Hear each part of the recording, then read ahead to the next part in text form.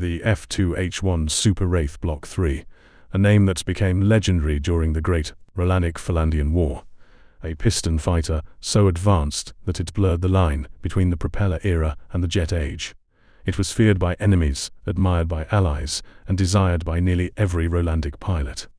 This is the story of the aircraft that pilots literally fought each other to fly. The story begins in 1957, when Rolandia introduced the original F-2A at the time.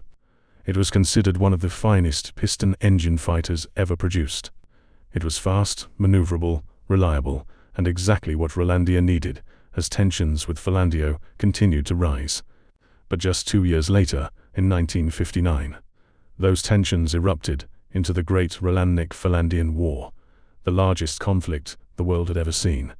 As the war dragged on, aircraft technology evolved rapidly. Rolandian engineers knew the original F-2 wouldn't remain dominant forever. Rather than abandoning the platform, they decided to push it beyond anything anyone thought possible. After years of development, the result entered service in 1963. During the middle years of the war, it was called the F-2H-1 Super Wraith Block 3. From the very beginning, it was unlike anything else in the sky. Under its sleek fuselage sat an enormous engine producing an incredible 11,500 horsepower. That power drove a massive propeller that launched the aircraft forward at speeds no piston fighter had ever reached before. At the time of its introduction, it officially became the fastest propeller-driven fighter aircraft in the world. Speed wasn't its only advantage.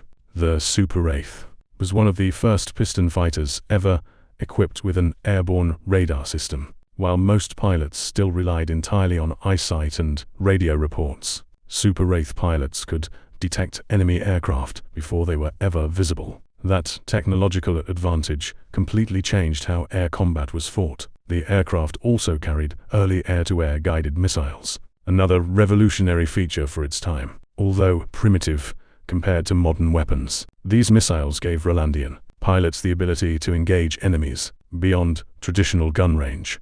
Combined with its radar, the Super Wraith represented the future of aerial warfare years before most of the nations realized it.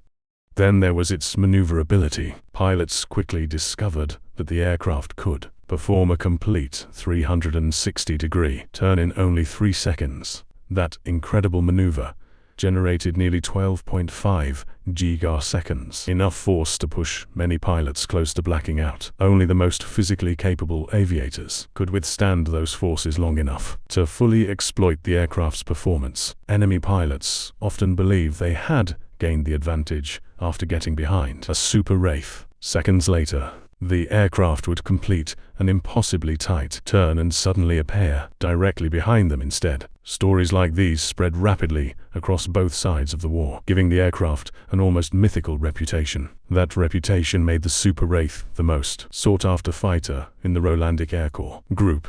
Every pilot wanted to fly one, but very few ever received the opportunity. Commanders reserved the aircraft exclusively for Rolandia's highest-performing fighter races. Receiving a Super Wraith assignment meant that you were considered among the absolute best pilots in the entire military. Competition became fierce. Pilots constantly requested transfers into Super Wraith squadrons. Some argued with commanding officers over assignments. Others openly challenged decisions that placed someone else in the cockpit. According to numerous accounts, heated arguments between pilots occasionally escalated into physical fights, all over who would fly the next available Super Wraith. Flying one wasn't simply another mission. It was a badge of honor. On the battlefield, the aircraft more than justified its reputation. Throughout its service, the Super Wraith achieved an astonishing kill-to-death ratio of 19-1. For every Super Wraith lost, 19 enemy aircraft were destroyed. It dominated escort missions, bomber interceptions, fighter sweeps, and defensive patrols.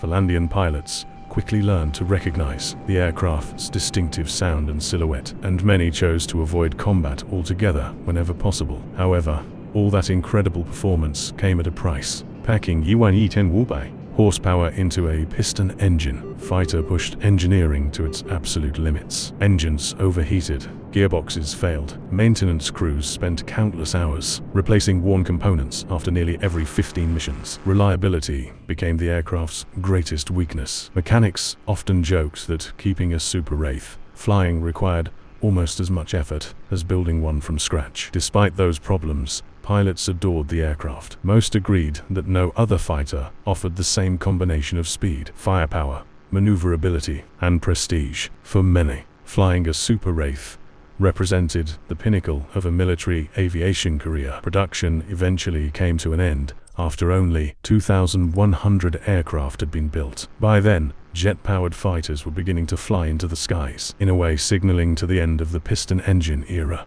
Today, the F-2H-1 Super Wraith Block 3 is remembered as one of the greatest piston-engine fighters ever created. It was the fastest propeller aircraft of its time, one of the first to combine radar with guided air-to-air missiles, and a machine so respected that Rolandic pilots were willing to fight each other for the privilege of sitting in its cockpit. Long after the war ended, its legend lived on.